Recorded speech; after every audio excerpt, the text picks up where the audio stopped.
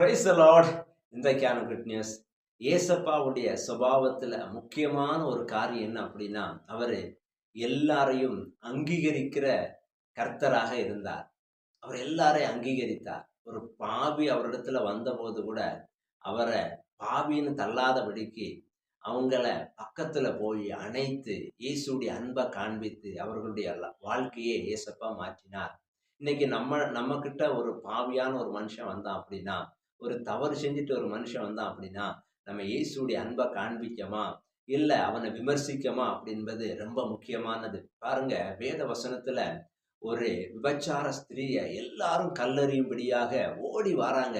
எல்லாரும் கல்லோட ஓடி வாராங்க.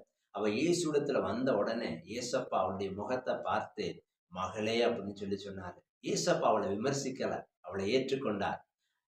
அவள் ஏற்றுக்கொள்ளப்பட்ட முகாந்திரமாக அந்த விபச்சார ஸ்திரீனுடைய வாழ்க்கை மாறி ஒரு பரிசுத்தமான ஸ்திரீயாக மாறினார்.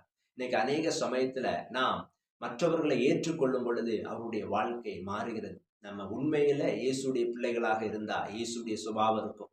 உண்மையிலே இயேசுடைய அன்பு உங்களுக்குள்ள இருக்குமானால் நீங்க எந்த பாவியும் விமர்சிக்க மாட்டீர்கள். விழுந்து கிடக்கிற எந்த ஒரு மனிதனையும் நீங்க குறை சொல்ல மாட்டீர்கள். உண்மையான இயேசு உங்களுக்குள்ள இருப்பார் என்றால் அவர் யாரையும் குறை சொல்வதில்லை.